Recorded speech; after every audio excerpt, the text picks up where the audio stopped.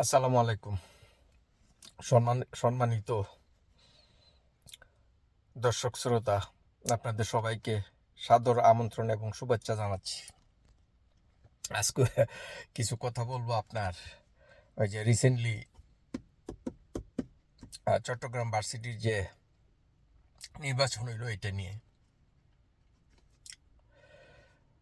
আপনার ঢাকা বিশ্ববিদ্যালয়, জাহাঙ্গীরনগর, রাজশাহী, চট্টগ্রাম সব জায়গাতেই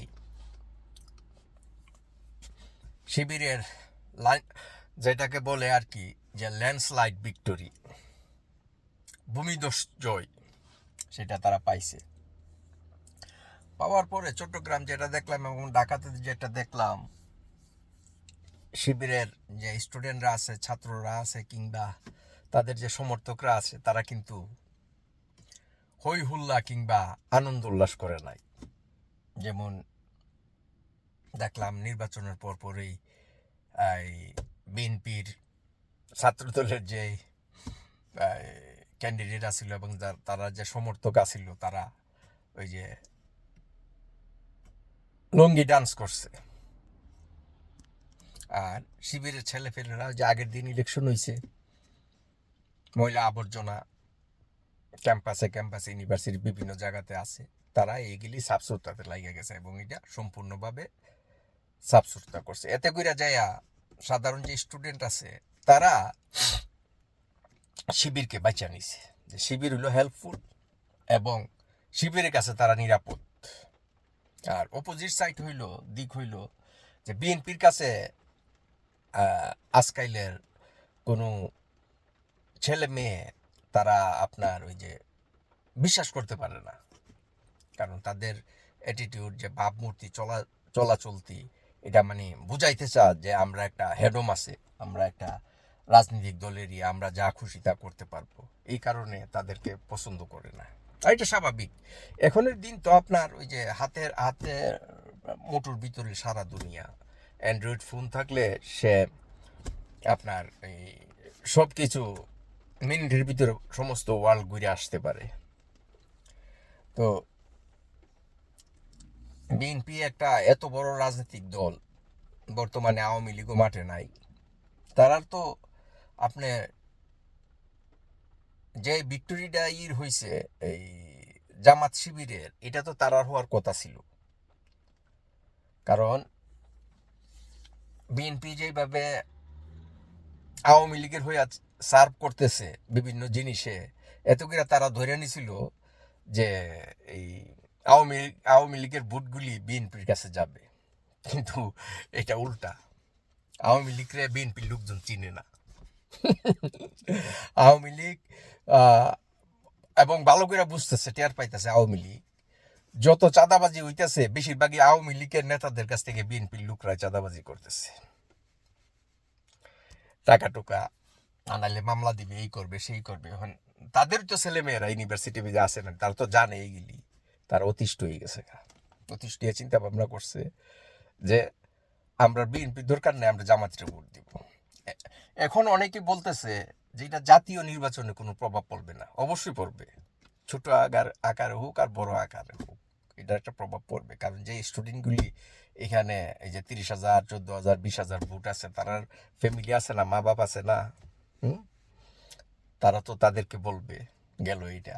তাছাড়া তাদের নিজস্ব ভোট আছে, এবং সারা দেশের মানুষ তাকাই রয়েছে যে জাতীয় নির্বাচনটা সুস্থ হইলে এটা কোন দিকে মূল নেয়।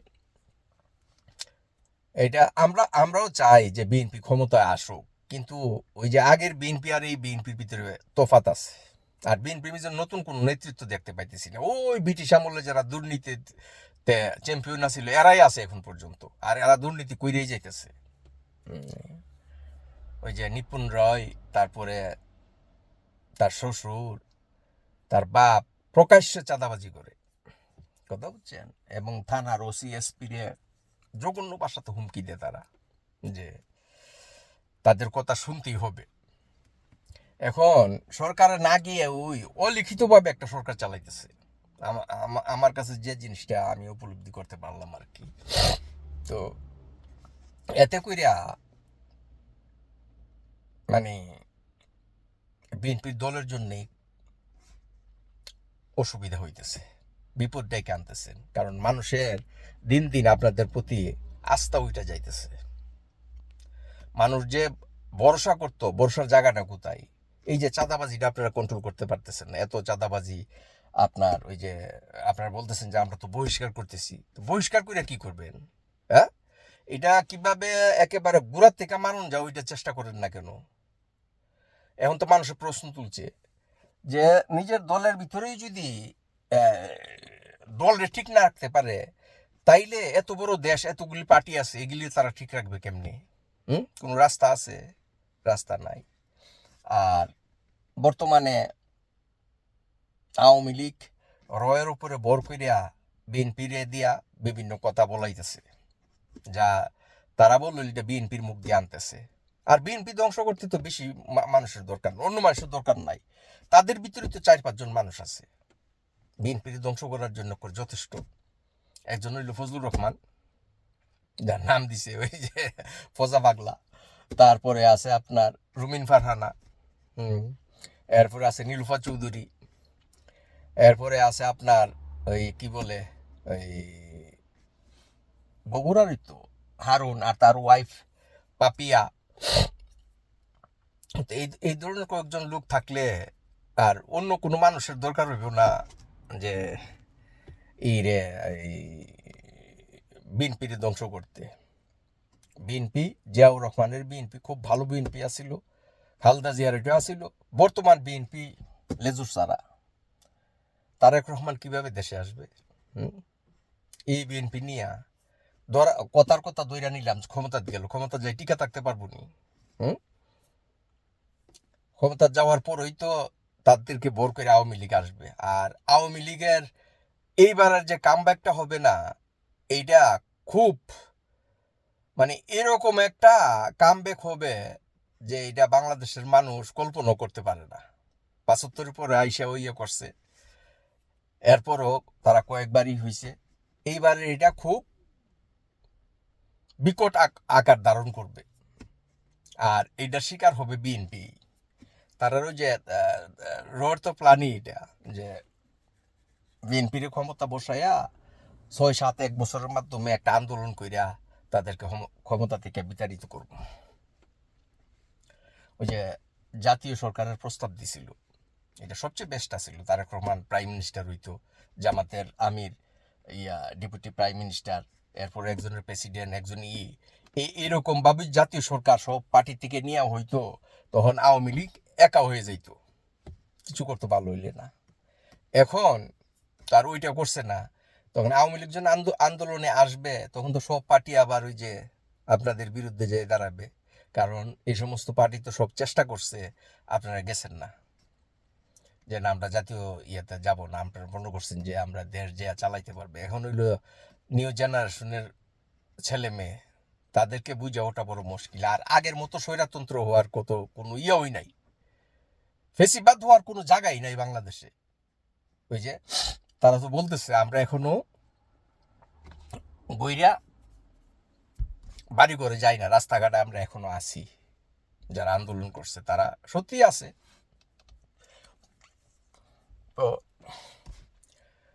তারা যে স্যাক্রিফাইস করছে, যে তাজা রক্ত দিছে, এর বিনিময়ে একটা দেশ, সুন্দর একটা দেশ চাইছিল। আর এটা একটা সময় গেছে যে সময়টার ভিতরে, কারণ ডক্টর ইউনূস কোন পলিটিক্যাল পার্টির সাথে জড়িত ছিল না, সব দল মিলিয়া দেশটা একটা সাজাইতে পারল হইলে। কিন্তু ওই যে বড় দল যারা ক্ষমতাতে যাইবো চাই রইছে, তারা এগুলি করতে দিছে না। কারণ ক্ষমতার যায় তো তাদের টাকা পয়সা বানাইতে হবে। কারণ এই রাজনৈতিক দলের নেতারা তো কোনো ব্যবসা নাই, কিচ্ছু নাই, রাজনীতি হইলে একটা ব্যবসা।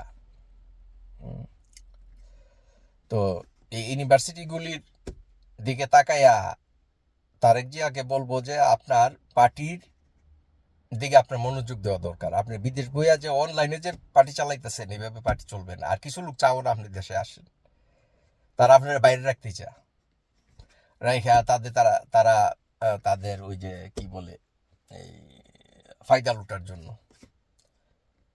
আপনার ভিতরে তারেক রহমানের ভিতরে জিয়াউর রহমানের আছে, ব্লাড আছে।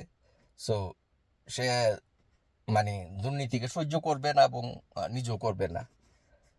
আমরা আশা করি যে অতি দ্রুত এই সমস্ত জিনিসের দিকে খেয়াল করবেন কইরা আমার মনে হয় এবার খালদা যে আবার প্রাইম মিনিস্টার হবে, তারেক যে এটা ওয়াচ করতেছে ওইখান থেকে দেখতেছে যে ব্যাপারটা কোন দিকে যা, কারণ সে তো এই দেশের সিটিজেন। এখন বাংলাদেশে যা নির্বাচন করতে গেলে তার সিটিজেনশিপ রিবুক করে যাইতে হবে। এরপর যদি আবার এই সমস্যা পড়ে তখন তো সে এই দেশে আসতে পারবে না। আজকে এই পর্যন্তই। ভালো থাকবেন সবাই। আসসালামু আলাইকুম।